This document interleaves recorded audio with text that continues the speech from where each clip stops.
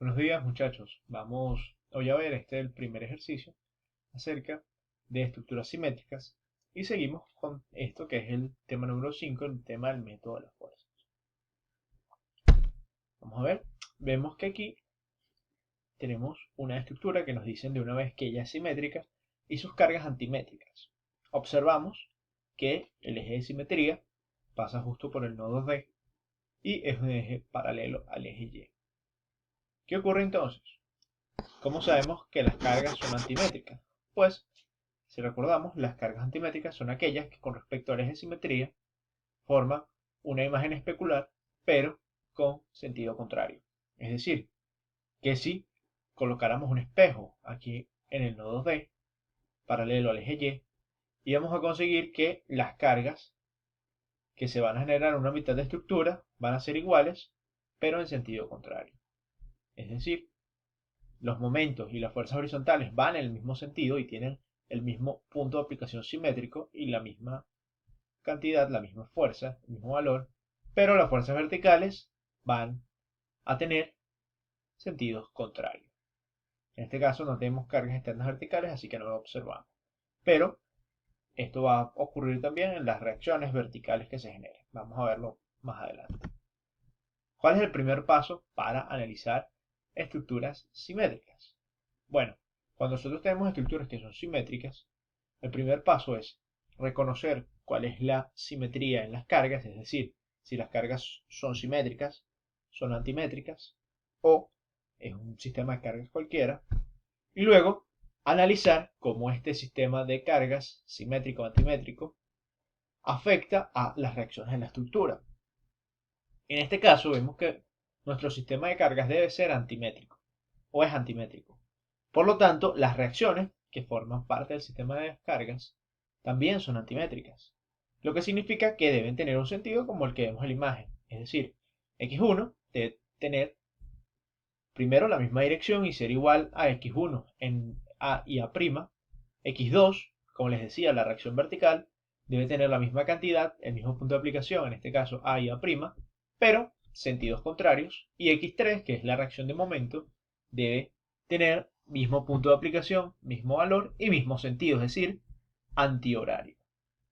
Luego vemos que tenemos en D, donde existía una articulación, unas reacciones x4 y x5, que al pasar justo por el eje de simetría, no tienen un par, es decir, no tienen un par antimétrico. No hay otro sitio de la estructura donde se puedan reflejar, ya que pasan justo por donde está ubicado el eje de simetría.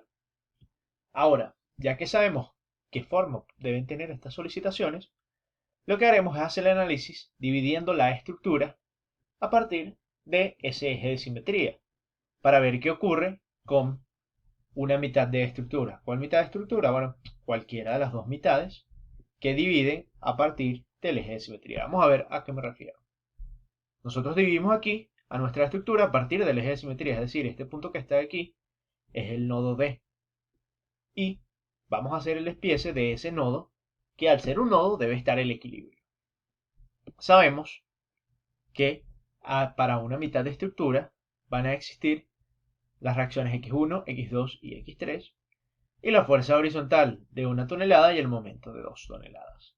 Además de las fuerzas que aquí llamamos Y1, Y2 y Y3, que son las fuerzas que se originan en la mitad de la barra.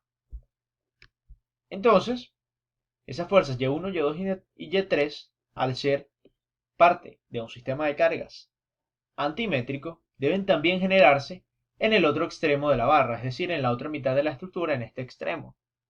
No en el nodo, sino en justo antes de llegar al nodo, en estos extremos. Y se va a formar también un par Y1, Y2 y Y3, como lo vemos aquí. ¿Cuál es la característica de esto? ¿Qué es lo que nos hace poder analizar o nos requiere un análisis especial? Que este sistema de fuerzas que se generan en la barra, en esos extremos justo antes de llegar en D, deben también ser antimétricos. ¿Qué implica eso? Que Y1 va a ser igual, es decir, la reacción por este extremo de la barra horizontal debe ser igual a la reacción en este extremo de la barra horizontal, por eso ambas se llaman Y1, y al ser antimétricos deben tener la misma dirección. Y2 Como vemos, deben ser iguales, pero en sentido contrario, ya que son antimétricas. Y Y3 deben ser iguales y en el mismo sentido al ser antimétricas. Ahora, si nosotros hacemos el análisis de la estabilidad de ese nodo, estabilidad de fuerza, es decir, tratamos de calcular sumatoria de fuerzas verticales, horizontales y momento, aunque no conozcamos ninguna de esas fuerzas, vamos a obtener un resultado interesante. ¿Qué ocurre? Esto es bastante intuitivo. Nosotros sabemos que al ser un nodo de una estructura, ese nodo debe estar en equilibrio estático. Por lo tanto, si tratamos de hacer la sumatoria de fuerzas horizontales, lo que vamos a obtener que Y1 debe ser la mitad de X4. Es decir, lo que nos resulte, la reacción horizontal que resulte de toda esta media estructura, debe ser la mitad de la reacción horizontal que se está generando en el nodo D. Si luego hacemos sumatoria de fuerzas verticales, vamos a obtener que x5 debe ser 0. ¿Y por qué x5 debe ser 0? Simplemente porque y2 es igual por un lado y por el otro, pero en sentido contrario. Así que se anulan entre ellas dos y x5 tiene que ser 0 para que ese nodo esté en equilibrio. Lo mismo ocurre con y3, ya que estos dos momentos, al ser antimétricos, deben estar en el mismo sentido, solo pueden existir siendo 0, es decir, no pueden existir.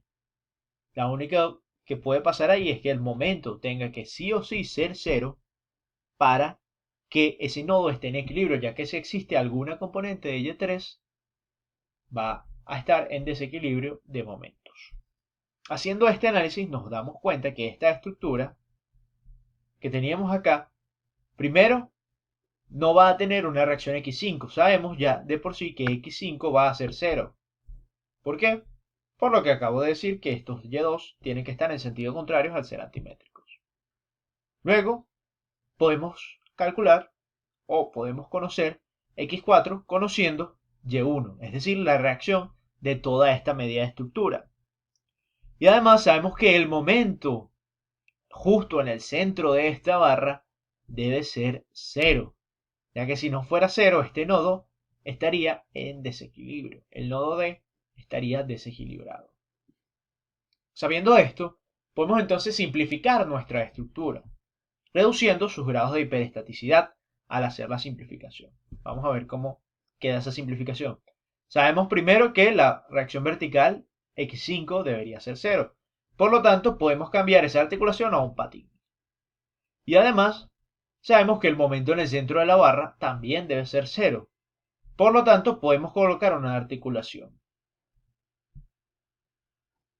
Aquí les coloqué como imagen digamos, un análisis de cómo se deformaría justo en ese nodo para conocer que vemos que si las deformaciones son antimétricas, eso significa que el nodo C se va a desplazar, digamos que se desplaza arbitrariamente, horizontal y verticalmente positivo, por lo tanto queda en esta posición.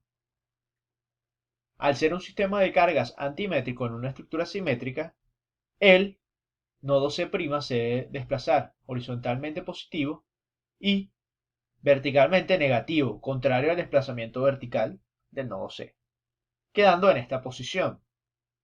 Esto implicaría que el nodo D va a presentar una rotación y esta rotación concuerda con la rotación antimétrica, ya que es una rotación que va en el mismo sentido, es decir, horario, desde acá, donde está la posición original, hasta la posición final. Desde la posición original a la posición final vemos que está en sentido horario.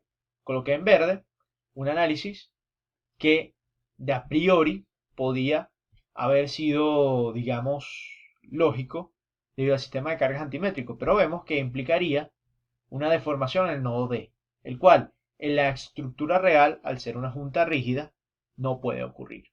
¿Y por qué les estoy colocando esto? Bueno, simplemente les estoy hablando esta perolata en esta imagen, simplemente porque vemos que si nosotros decimos arbitrariamente que aquí está existiendo una articulación en el nodo D, en la barra que iba desde C hasta C', Entonces podría ocurrir en un sistema de cargas antimétrico que se genere esta deformación. Pero esa deformación, sabemos que en la estructura real, en la estructura original, es imposible, ya que D en realidad es un nodo rígido, no puede presentarse esa deformación. En realidad, la deformación que debería presentarse es parecida a esta, lo que implica que cuando nosotros armemos el sistema de compatibilidad de desplazamientos de nuestra estructura, debemos estar seguros de que no se vaya a generar algo como esto. Ahora, ¿y cómo sabemos que no se genera algo como esto? Pues armando un sistema primario que sea también con cargas antimétricas, para que al ese sistema primario tener cargas antimétricas, sabemos que esta rotación va a ser horaria y esta rotación antihoraria, hablando de la figura en verde, de la deformada en verde. Y esto no ocurre en un sistema de cargas antimétrico, así que para que la estructura que acabamos de crear se comporte, o no de crear, de simplificar, se comporte como la estructura original y no ocurra esto que estamos viendo en verde, una deformación ilógica, el sistema primario que vamos a establecer más adelante para aplicar el método de las fuerzas debe tener la condición de que también sea antimétrico. Y vamos a ver cómo podemos lograr eso.